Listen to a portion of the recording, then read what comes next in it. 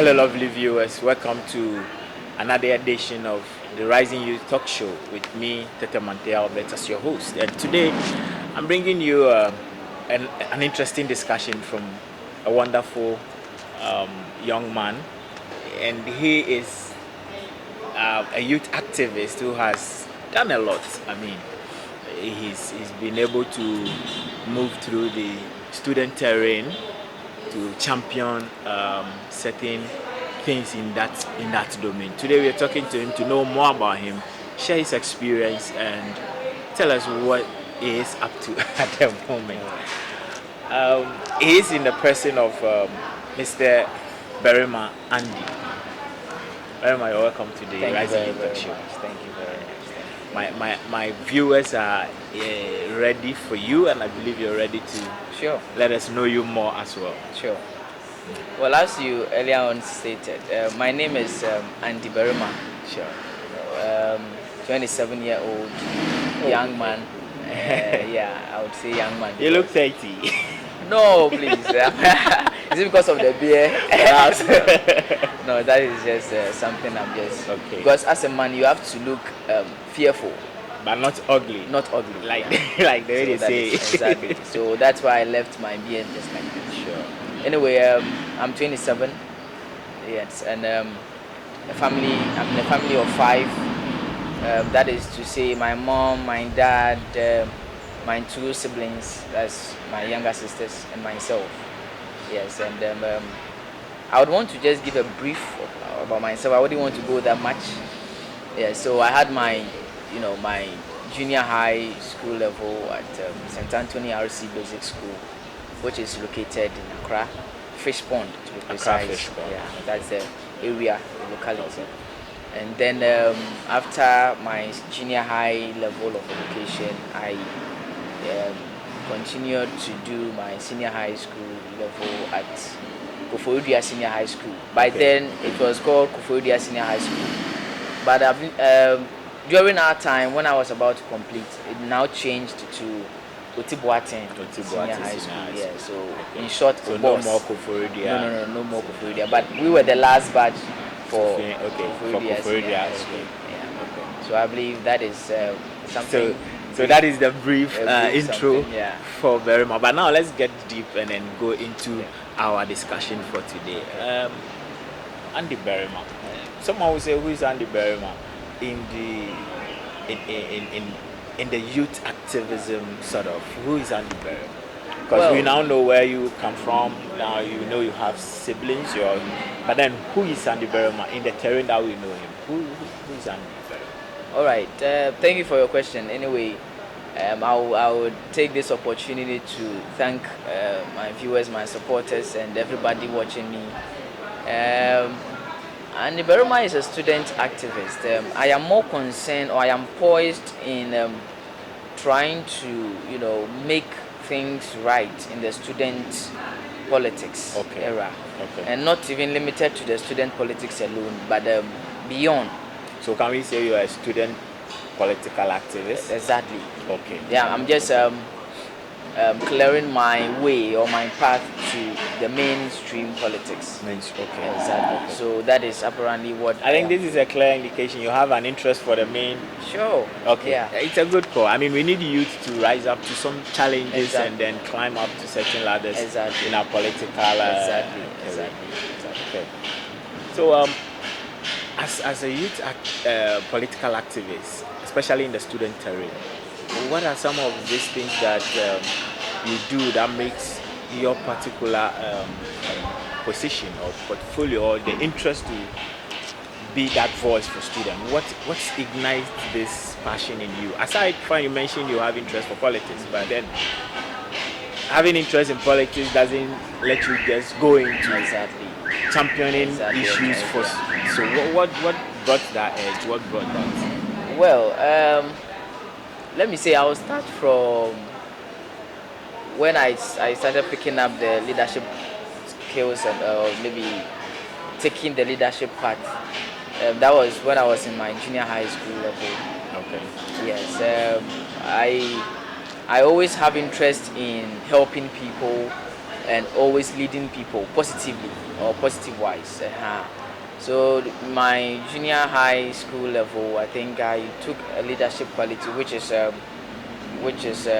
be the campaign overseer by then. Okay. All right, so that prepared Some me may call it grounds prefect. exactly compounds prepared, yeah, and then some names and yeah. So I picked up that particular leadership from there, and then it prepared me enough for my next level of leadership. Okay. All right.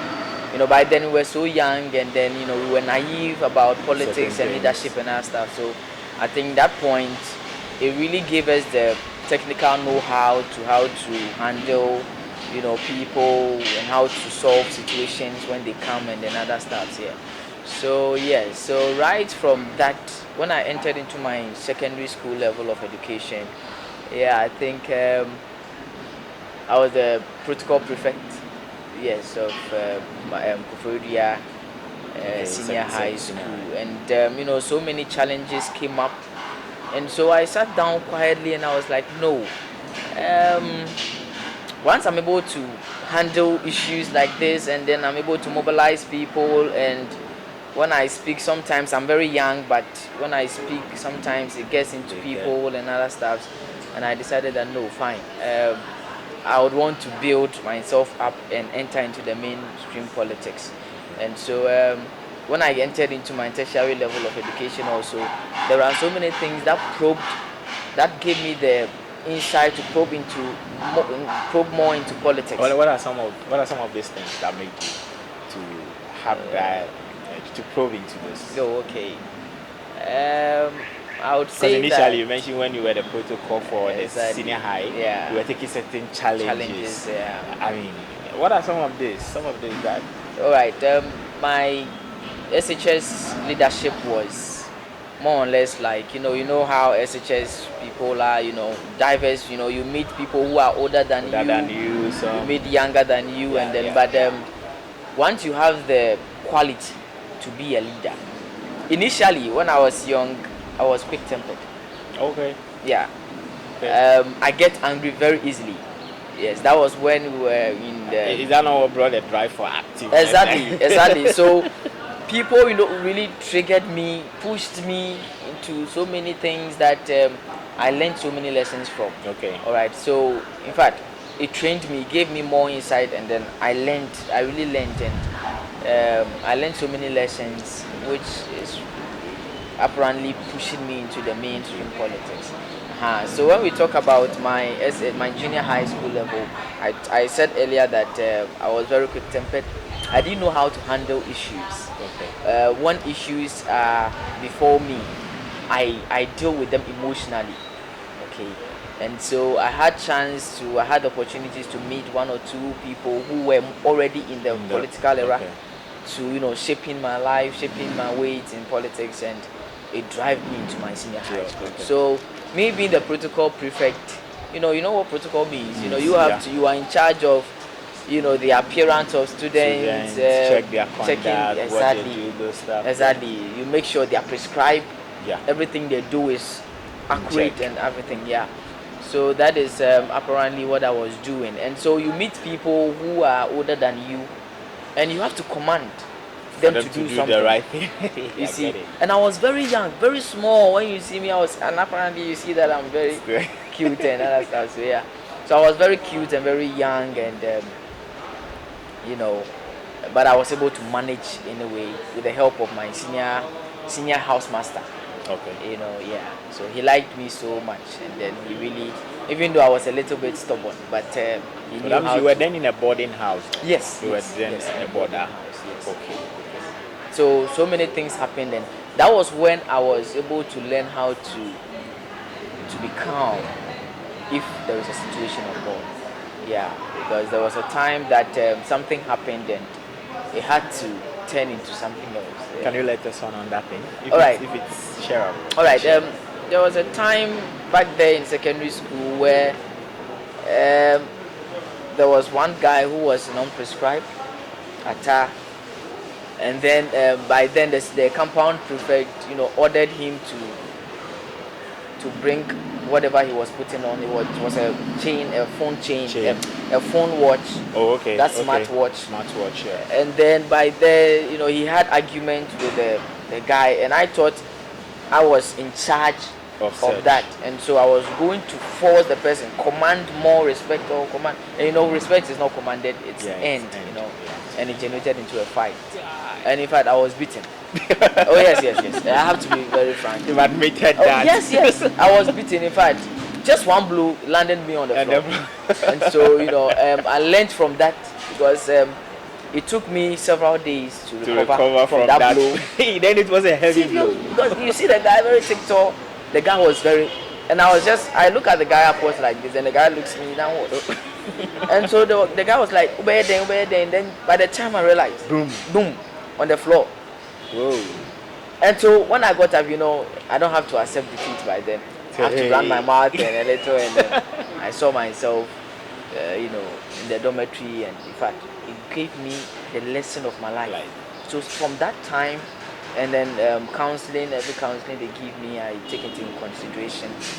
So it trained me and directed my path. And then right from there, whenever I have challenges with students, I calm down. I think over before I take decisions.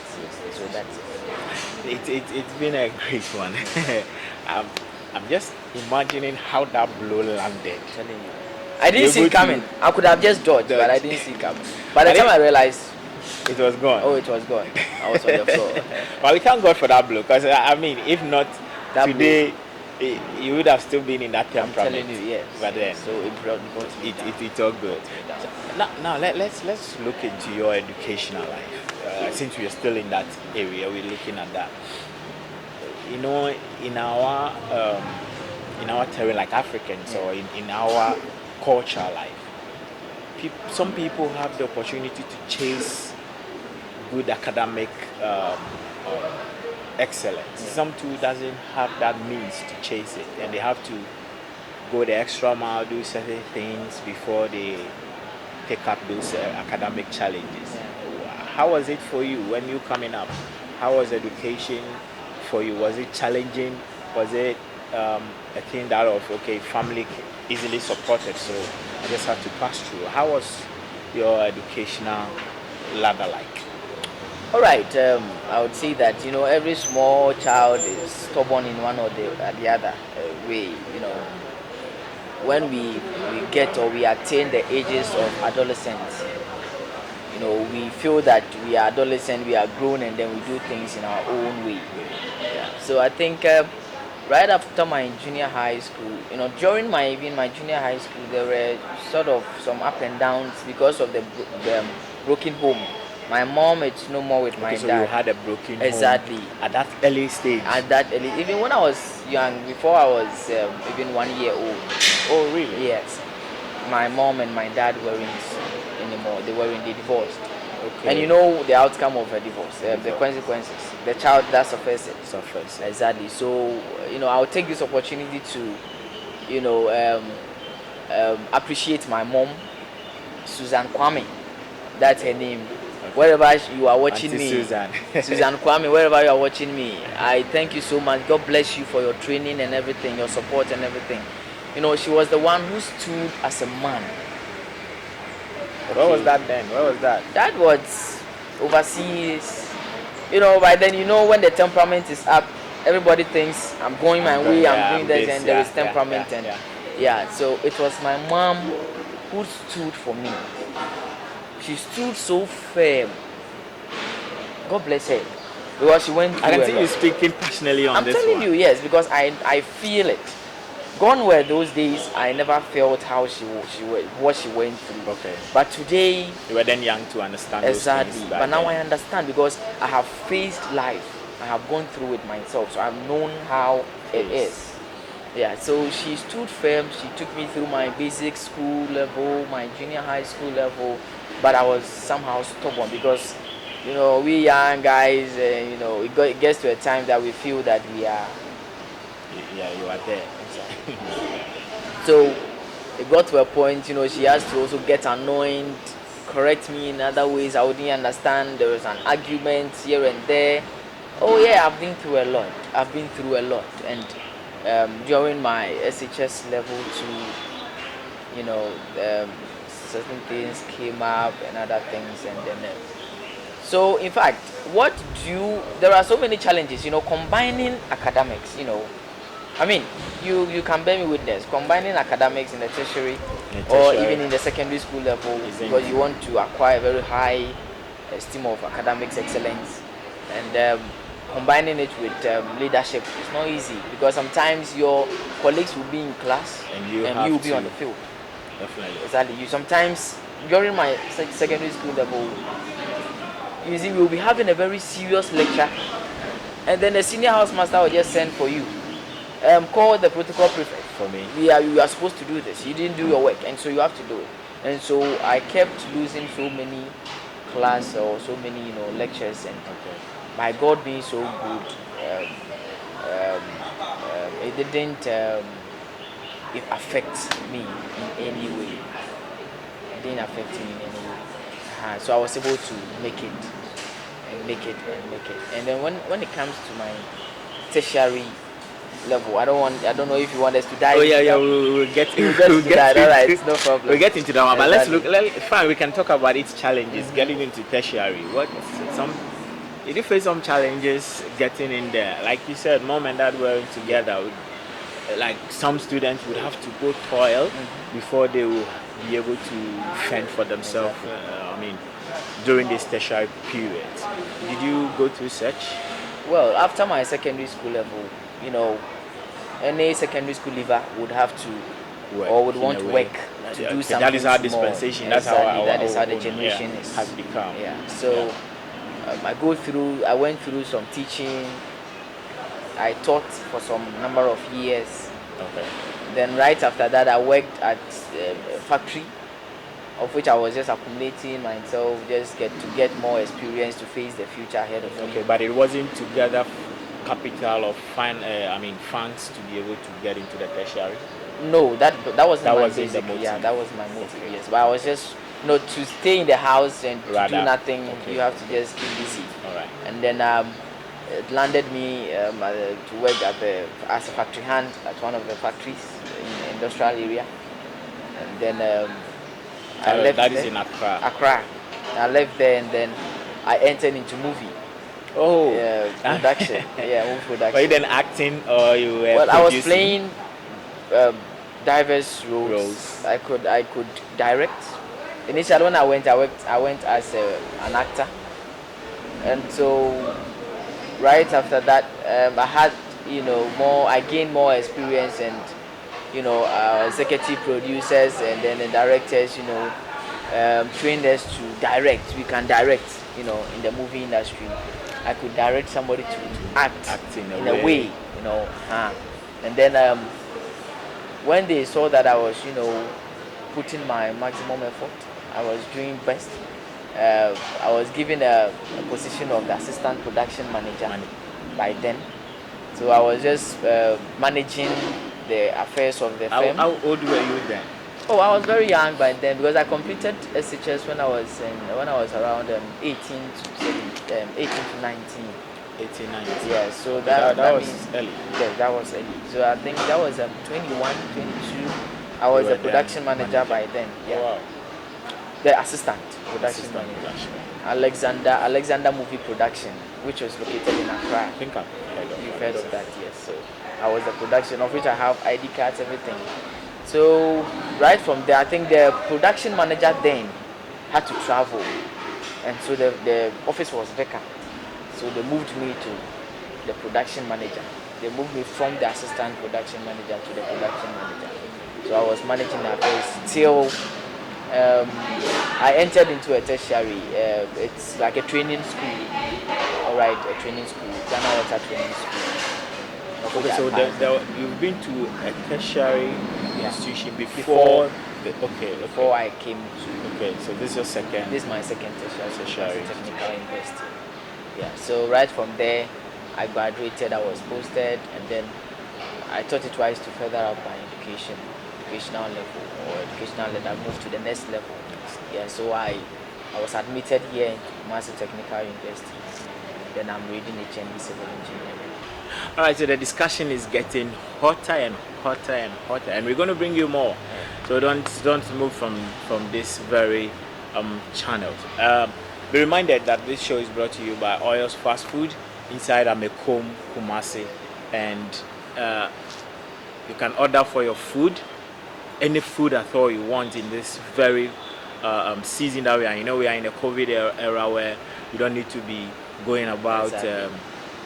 Going to places where it's crowded to get food. You know, in our system, before you even get the food, you have to queue. So please order your food from Oils Fast Food and let them deliver at your doorstep. You can trust their delivery system. You can call Oils on 0205 81 5468. I take it again, 0205 81 5468, and they're going to deliver whatever you order right at your doorstep. Also, Catering Bespoke. Catering Bespoke is inside Tema Committee 24, and they are ready to let you look good. They are ready to give you that nice outfit that will suit you. And one amazing thing about Catering Bespoke, you don't need to even be at their premises to be measured for your clothes or your outfit to be sold for you. Just take a picture of yourself, send it to them, and they are ready to serve you and deliver the material or the sold apparel to you, of which if you have any errors with it, they are ready to fix it for you at any time, at your convenience. Don't need to go to any shop, go measure and all those stresses, people touching you here and there. We are in COVID era, so you have to be creative. Catering Bespoke say take a picture, let them know, and they will show you a nice outfit.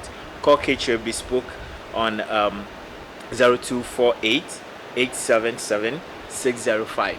Catering Bespoke. The number again is 0248 877 605, and they will let you look good for that wedding, party, engagement, and what have you. Let's come back to Mr. Andy. So now let's come to your tertiary life.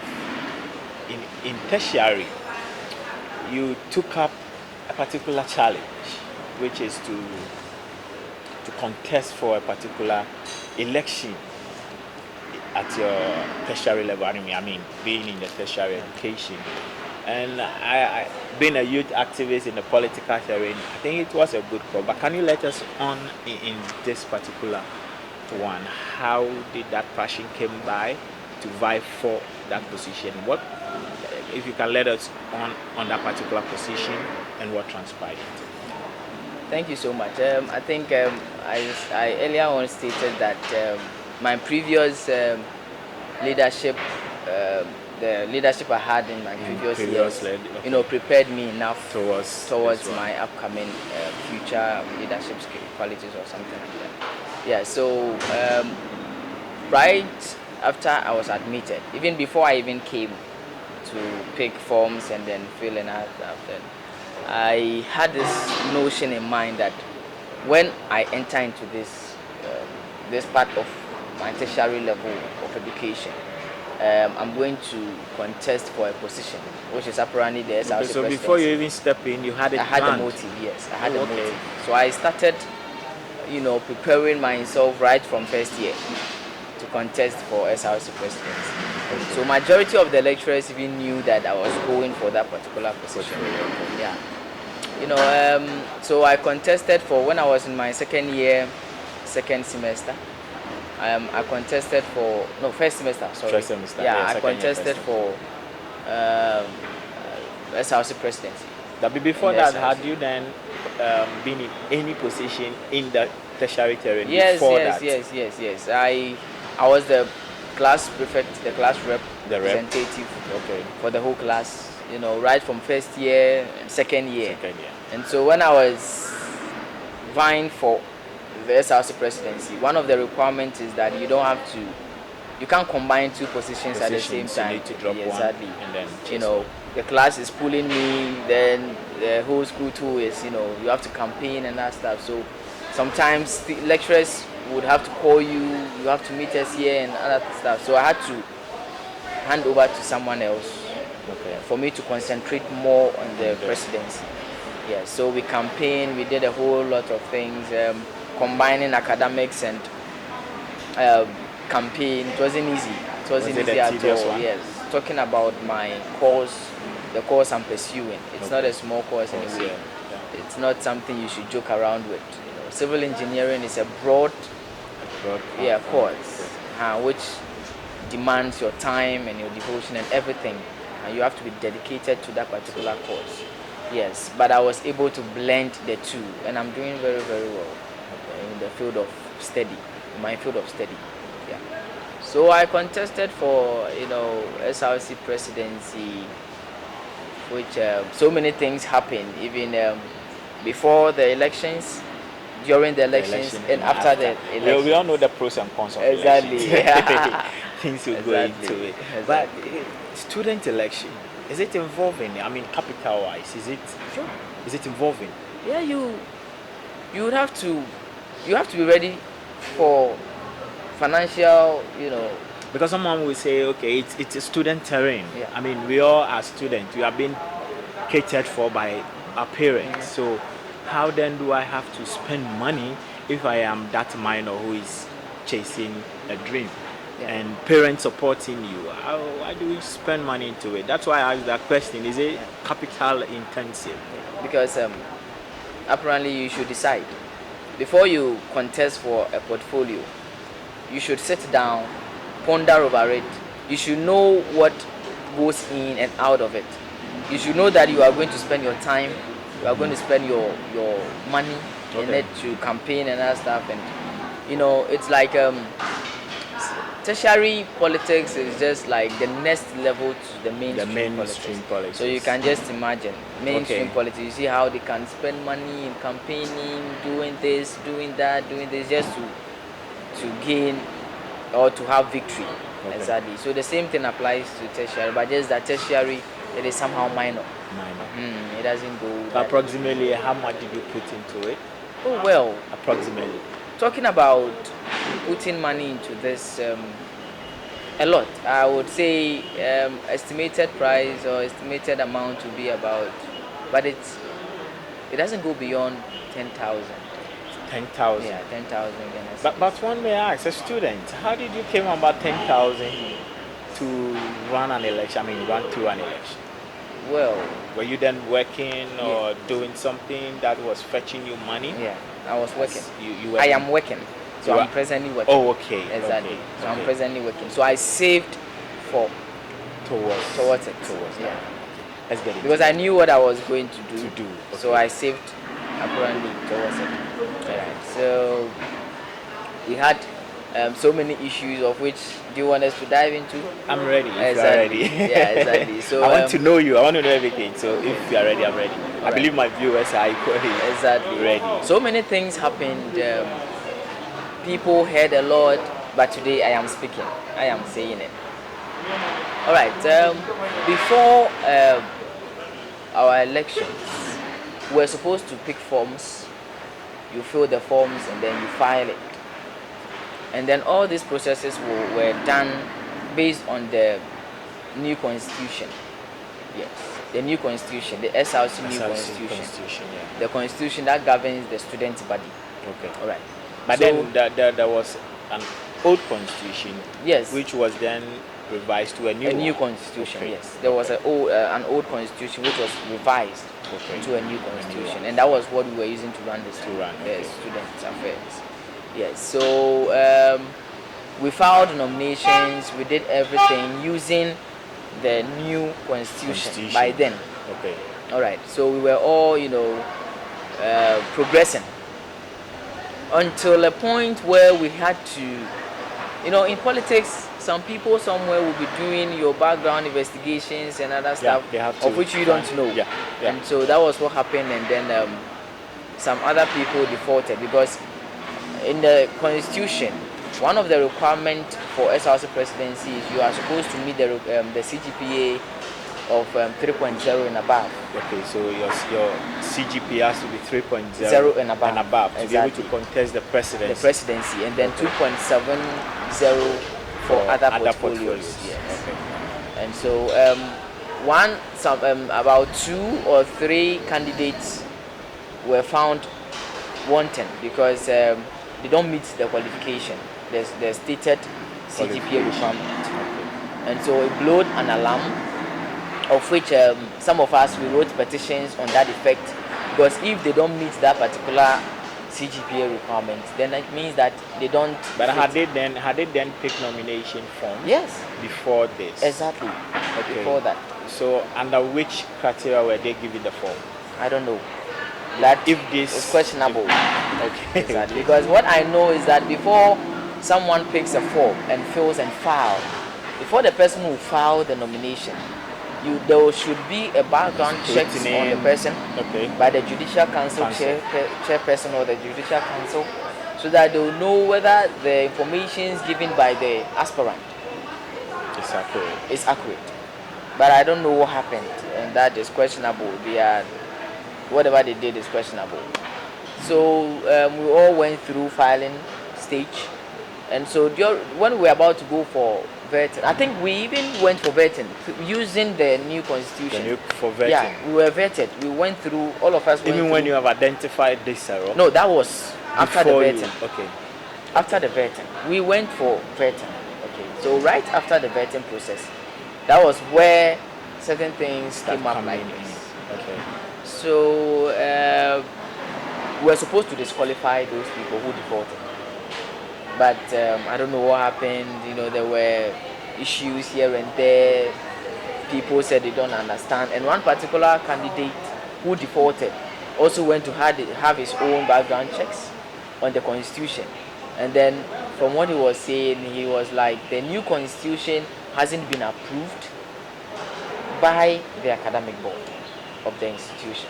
Okay, then one may ask the question, if you have then gone through a vetting, under which constitution were you vetted? Exactly. The new constitution. So then why is it not approved? So my question is, so you said it wasn't approved. This same constitution was used 2 years ago. Okay. It was used when it was propagated. That was the constitution that was used to run the student affairs. You understand?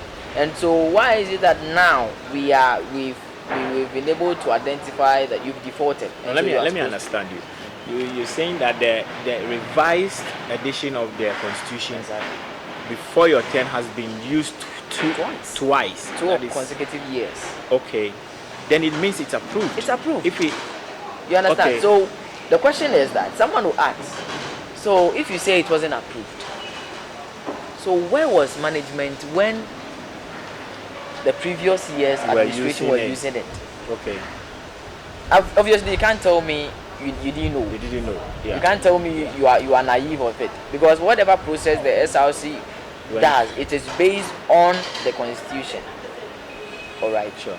So when it happened that way, the person had his own investigations done and then figured out that the revised constitution wasn't approved by academic board.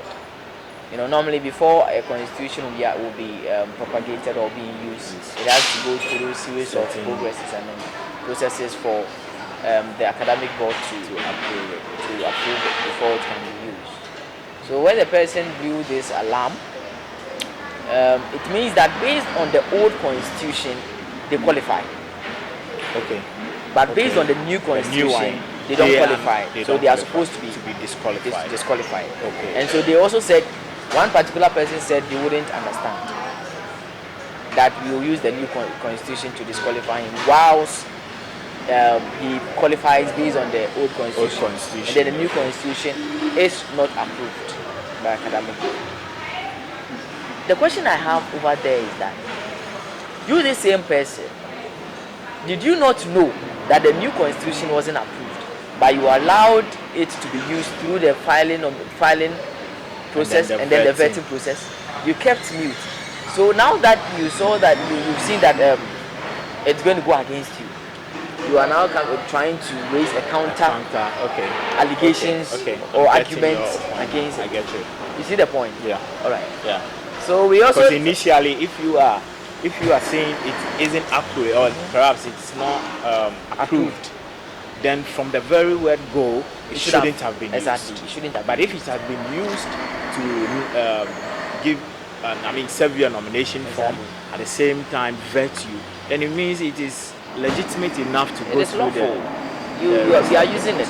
And before even The Judicial Council is the legitimate body that scrutinizes or knows more, can interpret the constitution. And then by then the Judicial Council of that particular administration that is organizing the election for us didn't raise any allegation on the new constitution. So it means that it is a proper document of which we can use. You understand? So when it happened like this, we also raised an allegation and we were like, no, they have to be disqualified. It was plain, it's fair. I think it's laudable. It's fair. So we went for a series of meetings with the Dean of Students, we went for meetings and a whole lot, and apparently academic board confirmed that it wasn't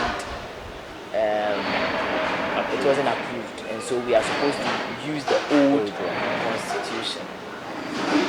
We refused and we rebutted, but at the long run we had to accept because the days set for the elections was prolonged because of this particular issue, and so we had no other option than to give in, because when we are to migrate from the first semester to the second semester, none of us qualified to stand for the position.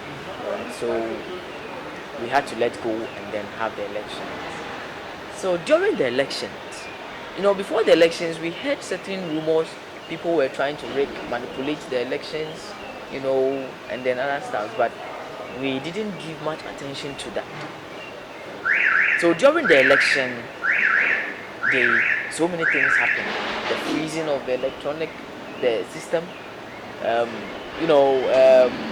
some of the polling stations will just go off, the systems will just go off, you wouldn't see what happened, you wouldn't know what happened, computers will be freezing, and a whole lot. And when a system is being manipulated, these are the signs that shows that the system is. But there may be genuine reasons that the systems may be, faulty in a way, because we are dealing with an artificial intelligence. It's a machine.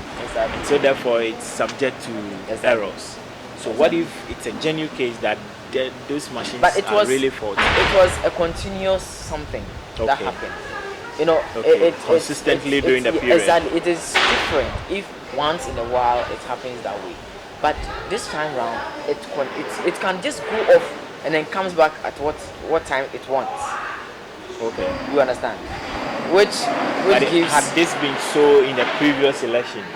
And even when we started using this electronic form of voting, there had been litigations after elections.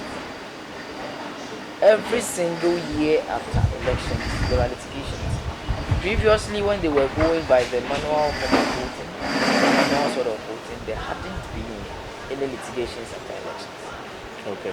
That was for the manual. That's for the manual. Okay. But when we migrated from manual to that of electronic, that of electronic, everything started after elections. There were litigations, court issues here and there. I don't understand why I lost and all those stuff. And so right after that, even before we were projecting, after the elections, we had to project the results on the portal, in front of the Great Hall. And then so many things went on, and the system can just, and they used even a team viewer to project it. A team viewer, which is apparently not right. Okay. Because it is a whole software on its own, and so if you are supposed to project anything, it should be projected based on the software, not any other. Your argument is if for credibility's sake, if the results are to be projected, it's supposed to have come directly from the voting software, straightforward, without it passing through any third-party software. Okay. When we talk of a team viewer, anybody anywhere can just project anything at any time using the team viewer. Sure. They can just hack into the because team viewer can be shared everywhere. So you can be at home and then just project it. Sure. And what brought about our doubt?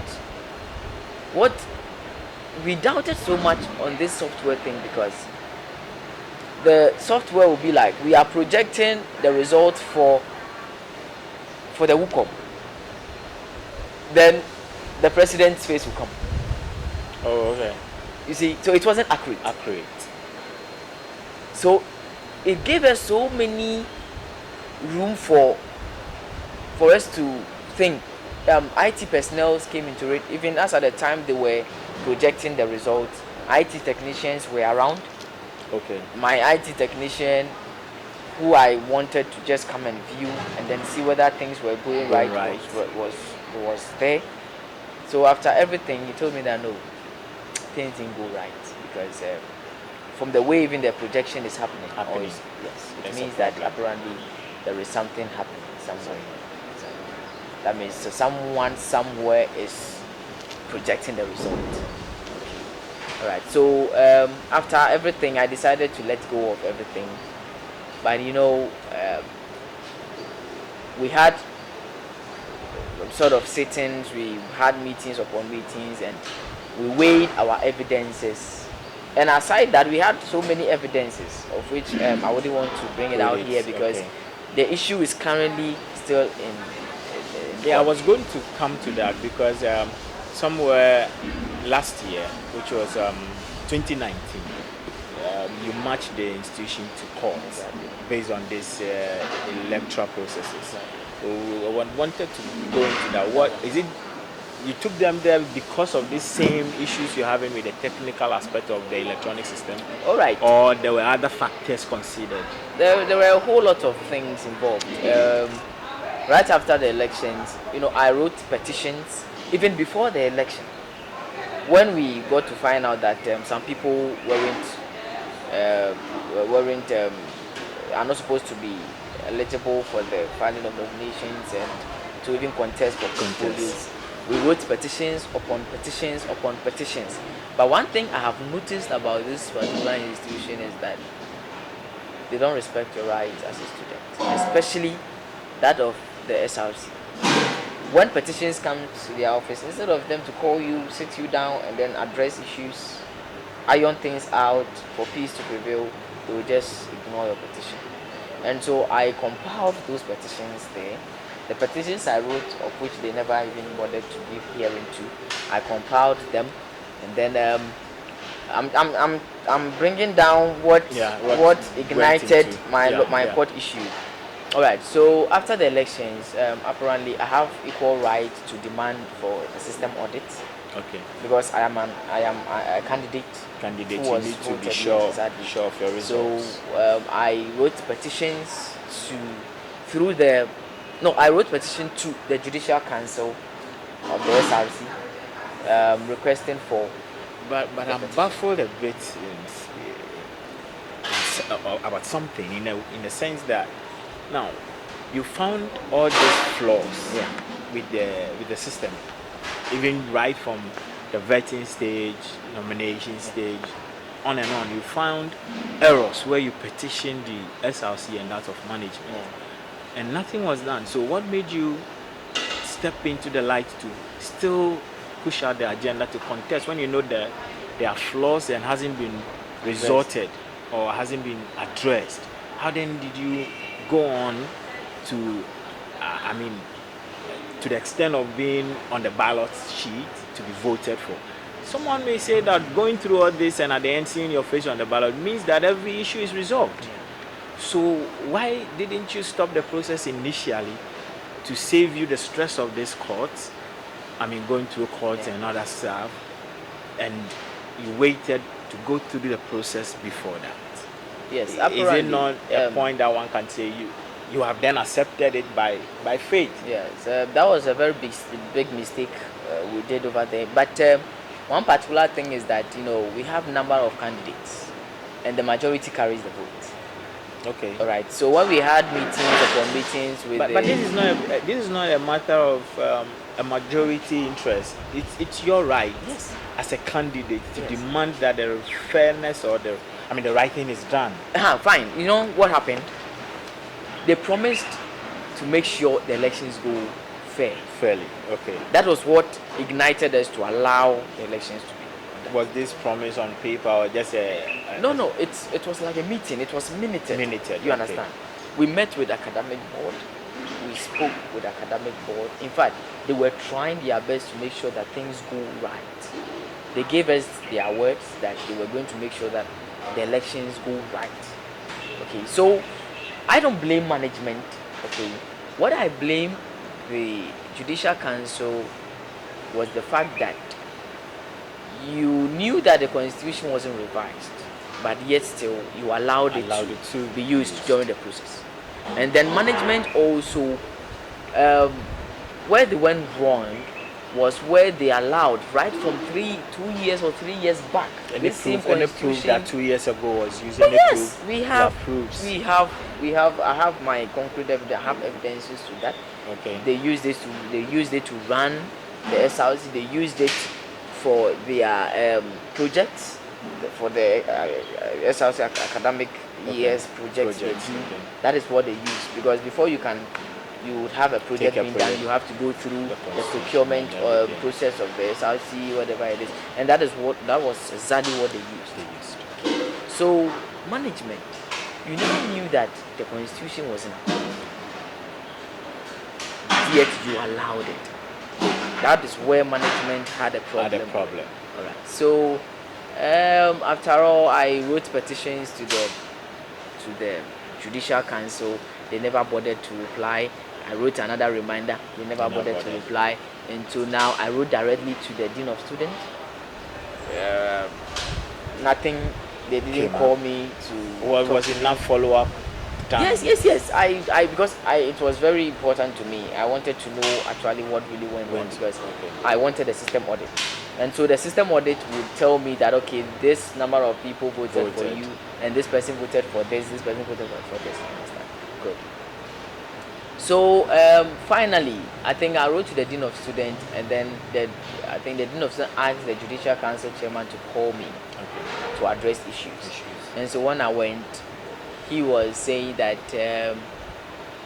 I don't have rights over the system audit, because it's against the voters' rights. That was what he told me. And so I don't have the capacity to seek for that. If for clarity's sake. Exactly, I don't have the capacity to seek for the system audit. That was what he told me to his face, to my face. Yes. Just based on the fact that it's based on the voters' rights. Yes, just voters' rights. You can't without any external. Yes, you can't expose who someone voted for. You can't. But there are 1,000 ways, because if it's a student body sort of thing, where student number is involved, without giving you even names, the student number is enough. Exactly, for me to verify my own. Verify. So he told me no. So I asked him in his office that, what can I do to get it, because I need it. You need it. Then he told me that the only thing that can make things soft for me to get the system audit is to go to court. Oh, okay. So the judicial chairman by then told you to your face that the only way you can get these documents was to go to court. Go to court. There should be an upper jurisdiction of authority. That means taking the whole issue out of the school. School. That was what he told me.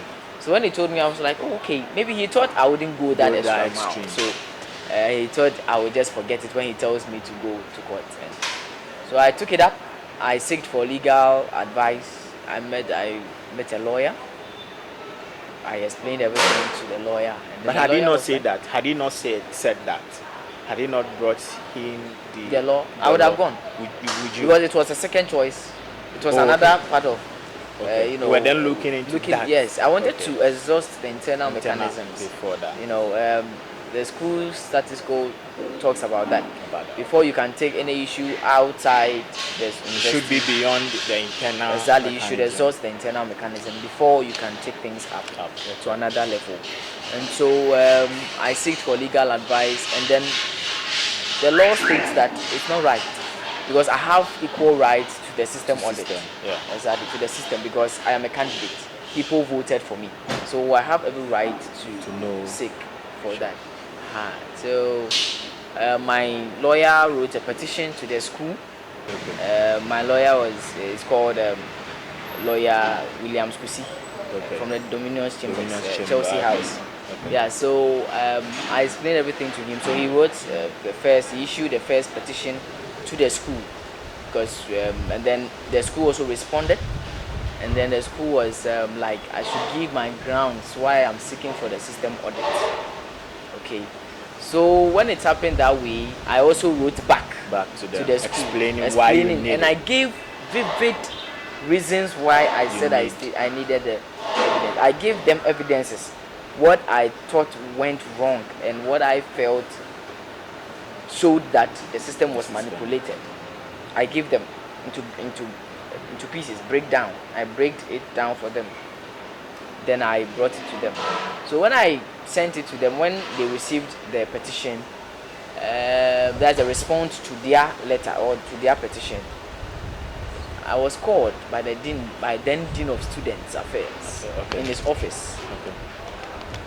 Then, surprisingly, what I heard was that he threatened me.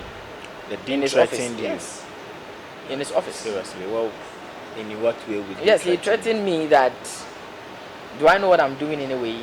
And so what I'm doing, I should make sure that I win the case.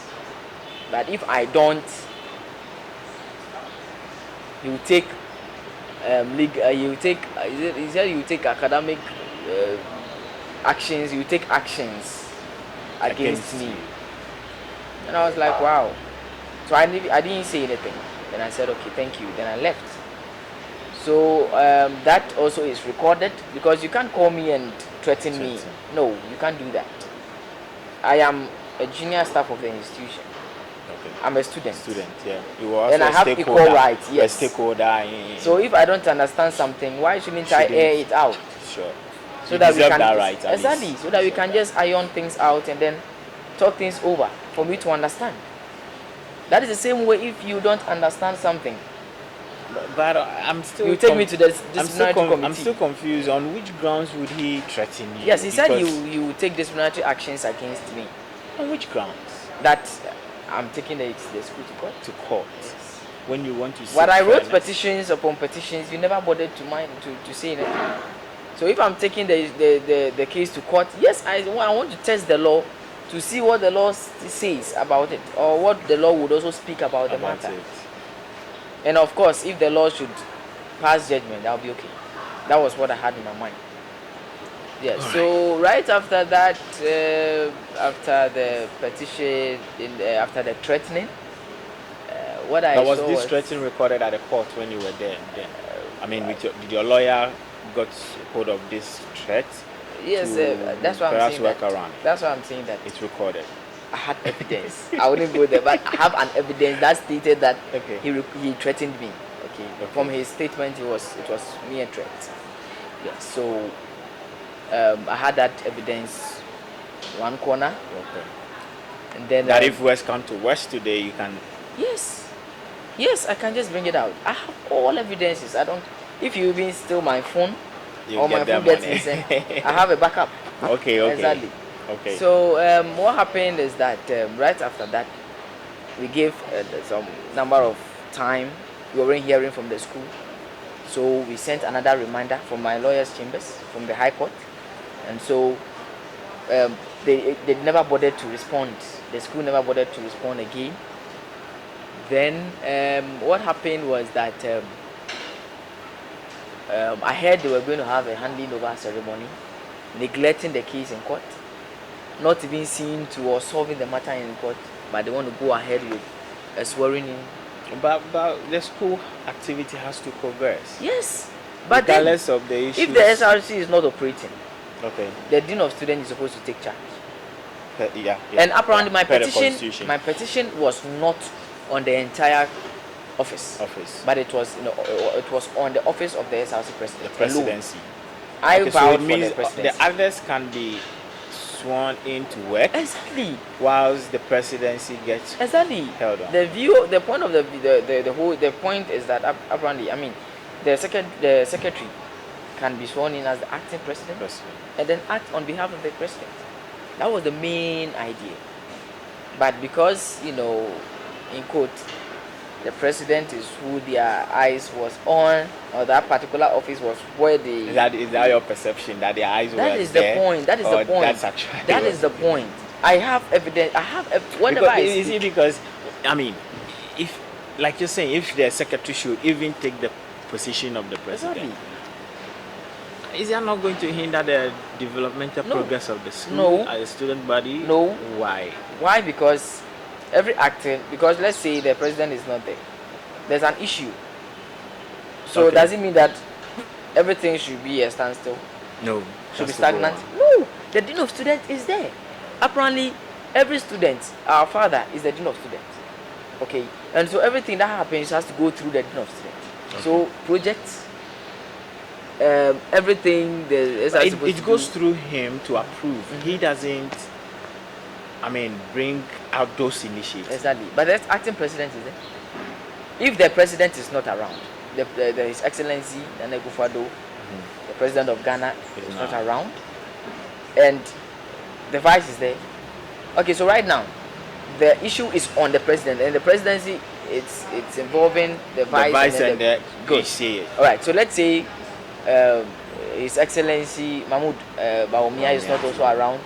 Let's say the Chief Justice takes it, or let's say the Exactly. Speaker of Parliament Takes it. Takes it. Everything can go on. He can do things. But in place of the there's a presidency. limitation. Fine.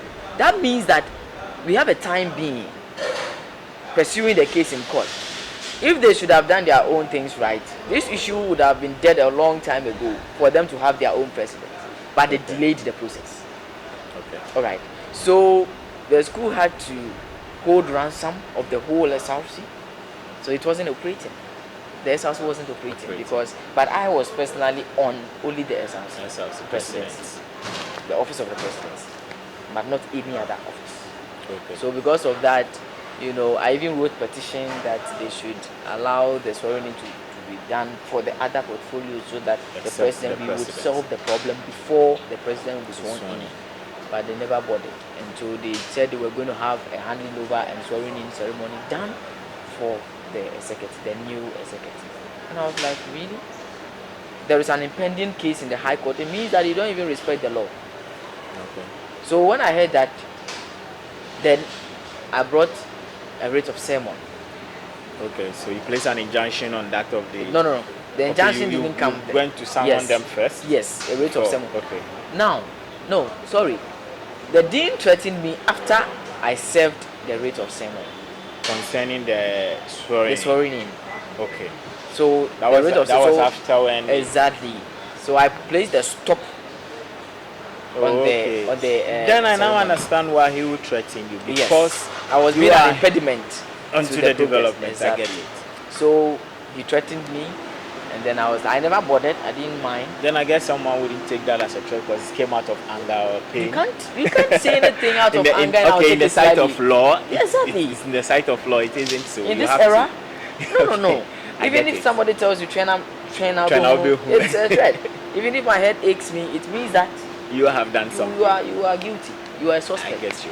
You get it. I get you. Good. So right after that, I also didn't bother. So I was out of town. Then what I heard was that there had been an interim meeting that was chaired by the dean of students. Before that Is it interim with meeting, all the aspirants or the all outgoing those and the incoming, yes. Okay. Before that interim meeting, when the rate of sermon came, no, the threat came after I served the first petition, the second petition, but after I served the rate of sermon to stop their handing over and swearing in, the dean of students called me again in his office and then told me that fine, he was sorry for the last time and a whole lot, and yes, he had figured out that there had been one or two things that went on in the election. Listen to me. He has now noticed that there had been some loopholes, certain things So he happened during admitted that it wasn't credible enough. I spent a lot even in this court issue and blah blah blah and blah blah blah. And so because of that, let's see how we can maneuver and sort things out. So I didn't understand, and I was like, how? I don't understand.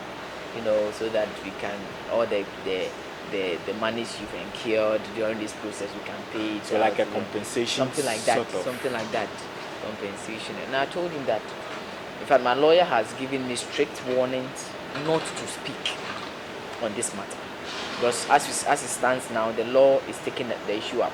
so I don't have to speak, because maybe I might take something that might be used against me. Against you. Right. Whatever I'm saying here is plain, so nobody can use Can- anything against me. you, So I get it. what is there, I have evidences to it, so I speak as it is. Okay. All right. If I add something, that is where. So when he told me that, and I was like, okay, my lawyer has given a strict warnings not to Going speak to on this matter. yeah. So if you have anything to say, or you want to bring this, it's not a bad idea anyway. But I would advise that you go to my lawyer, you explain things to my To the lawyer, and lawyer. I'm ever ready, because I am a student here. The name of this school is upon me. I was because even going to come to that as a student, all this stress, all this pressure. How are you coping even with your academics? Exactly. Because you have to go to court, you have to go chase a lawyer. It's not easy. Even the sitting monies with I spent, you get it. it's not easy. How are you coping? Exactly. with studies? I coped. I coped. Apparently, because I knew what I was up to. So had I you never wanted to had give they gone to the lawyer and settled things amicably, would you have accepted the I'm conversation? coming there. Okay. So I take me told there. the dean of Take students me that, there. I don't have a problem. If that is what you are bringing, I could just stop the process. I could just let things go. Okay. But initially, the reason why I'm stretching the issue is that they never respected my rights. I have From the equal word rights. go. Yes, I wrote petitions and none of them were responded to. And aside that, what I got was threats. But they never gave you any justification to why the petitions weren't responded You to. threatened me, you said a whole lot about me, you gave me names, you insulted me, a whole lot. People were just saying trash to me and other stuff. So I decided to push it. So if this is what you are saying, I don't have a problem, because when I should complete this institution, the name on my certificate will be Kumasi Technical The same University. And so institution. if I damage the good Image name of the institution, you of damage them, your. I've damaged my own self. So I don't have a problem. If this is where you are bringing up, and as at that time, I was ready to let go of issues. Okay. When he called me, before God and man, I decided that no, I'll let go of this issue. Right after the dean of students had spoken to me. So he told me that I should give my lawyer's number to him, of which I did. I gave to him. Then he was like, oh yes, you go to my lawyer and then he'll make sure we solve this issue well. Even as at that time, I wasn't even thinking of compensation. Okay. I was ready to let go of issues just like that. So the fact, you're ready to let it go if only they accept the fact that They something go went to my wrong. lawyer. Yes, something went wrong. Something wrong. He admitted the fact that Okay, yes, so. things didn't go right. But admitting that will also mean, a retake of the election, because it's no more credible. And if it's not credible, No, then- it will depend on me. okay. I'm me being the petitioner or the plaintiff. So I can file a but motion. you can drop it. You can Yes, file I a can- motion to drop it. Yes, I can Another file a motion candidate. Another candidate can raise it up because Fine, at the end that of the is a day, candidate. there has been an admittance that Good. this is it. But they should just the issue is, I don't want to be specific, but to my point of view, something went on somewhere. That was my point of view. I don't know of the others. But for me, what I know is that something went on somewhere. Did any of the, your colleague aspirants, did any of them also Show interest or something? Yes. point to the fact that something They they were think also went around, wrong? giving me vim. Like, they Okay. don't want to come on to the whatever. They were just giving me They were vim. pushing you from just behind. pushing me. But, Okay. but this thing I did took a lot of bravery. It took a lot of, because I risked my academics and I risked my status as a student in this institution, because I could have just been expelled. Sure. You understand? If, let's say, I raised an allegation which was false, I could have just been expelled. So my years of study would have just been in vain. But I stood firm because I knew what I was doing. People advised me, lecturers called to advise me, met me somewhere, tried to convince me, but I said no. Because you know you were on the right path. People tried to offer monies, even affect those people who the issue were around, tried to call me to negotiate money. Then I said no, I am not corrupt. I don't want to make my future opaque, or I don't want to stain my future because of this. Yeah. So I wouldn't take any money from anybody. I was just on course, doing what I'm supposed to do. So right after the dean had taken the number, my lawyer's number, and said he'll call me, I was expecting that he would have called my lawyer for my lawyer to call me back and then tell me that let's meet. So right after I went to his office. I left his office. I went to my lawyer, and I narrated whatever went on between the dean of students and myself. But fast tracking this, did you win the case? No, I didn't win the case in the at the court of the High Court. Yes, apparently. No, let me just bring this one up Before I get to the that side. So the dean never went to my lawyer. Never, even after taking the contact. Never went to my lawyer. And then after that was where the interim meeting came up. When he called the outgoing executive and the incoming executive, then he was just boasting. He said that when I come into the matter, everything is. But what evidence do you have that he was then boasting? Oh. Yes. Whatever I say, I have something. No, because this is a meeting you weren't there. I wasn't there, but I got it. Oh, okay. So it was like boasting and was like, when I come into this matter, everything will be solved. So don't worry. So they scheduled for another swearing in and handing over without going to see my lawyer. As at that time, still hasn't. Because my lawyer even didn't understand. So I thought I was not treated fairly, and so I filed for an appeal. Okay, so apparently we are still on the appeal process. But SLC is still functioning. Even the president Yes. is That makes you understand that I'm not doing this because of the presidential seat, but I'm doing it for a change. I just want the system to change, because we have now migrated from a polytechnic to a technical university. And so I want that change to take effect. Okay, so you didn't go into this for my personal gains. I mean, someone might say, okay, he still want to be the president. Perhaps there's something good there. Far from that. Far from that. He's almost done with his administration, but I'm still pushing. I'm still pursuing the case in court. I'm doing this because it is high time students, choose or select or vote their own people into power. So are you by that saying that the current president was kind of appointed? I wouldn't want to go there because that question is very tricky. I don't want to go there. But what I know is that his presidency is questionable. Questionable. Yeah, it's very questionable. Okay. All right. I think we'll drop that curtain. Exactly. I don't want to go there. You want to put me in trouble. All right. We'll drop that curtain there. But then let's understand. Has this particular case or this particular issue exposed you into a political arena as you were expecting it? I mean, from the word go, when you were climbing from the junior high, senior high, you have that motive to get into the political terrain.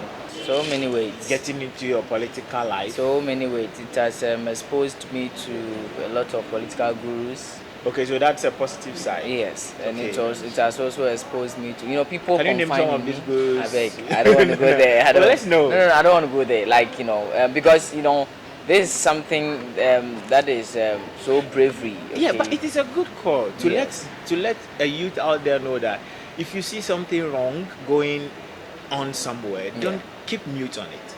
No, speak out, because you get people who still who stand out with you. Exactly. For instance, even this particular year's aspirants, SLC aspirants, a lot of them are confiding in me, because they know that I have fought a good fight for them, and I am on course fighting for them. Sure, so definitely they come to me, they call me, I give them words of encouragement and advice. But what I would tell everybody out there is that as a young politician or even anybody at all, you have to fight it till the last breath.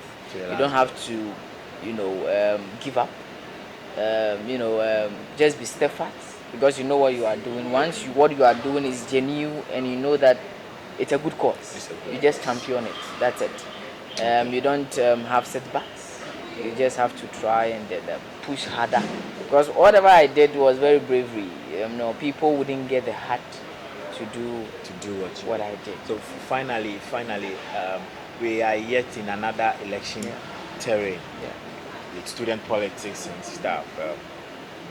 Would you recommend for another electronic voting, or you think we should? I mean, the institution or electronic voting itself should be out of our system? Exactly, because of what I have seen and with my what do you think can be done better?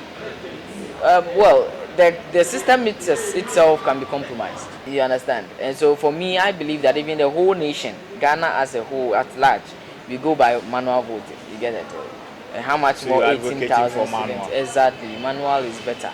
Because even I've written petitions concerning the Okay, upcoming election, upcoming election. because I have evidences that shows that people are wanting to manipulate the system again. Oh, okay. Exactly. So I am opting out, or I'm advising. So if you I are being can't. called upon, can you give evidence? Oh sure, yes. That people want to rig the Yes, election people this are time? taking money to rig elections for people. Oh, okay. Exactly. So we will come into that one. Yeah. But then give a youth who is watching that final hope word. I mean, give that hope. yes, my final words to my lovely viewers and the upcoming youth. I would say that it is not over until it's over. The word alone, it's even challenge. It brings its own challenges, and so why don't you stand up to face the future ahead of you and fight? Look, nobody can do anything to you. Just peace up your mind, just free up your mind, and speak out your mind. And I believe that we are all coming together to make Mother Ghana a very peaceful and a very good one to stay. Thank you so much. Stay safe because COVID-19 is real. Thank you. It's not over until it's over. Be a rising youth for Mother Ghana. And for yourself, I mean, there's that peculiar thing inside you that the world needs. Rise up and let the world have it. And let's build a better nation for ourselves and the future generations. It's been a wonderful time with our guest, Honorable Berimah Andy. We'll come your way next time, and I've been your host, Tete Mante Albert is my name. We'll see you again. Bye for now.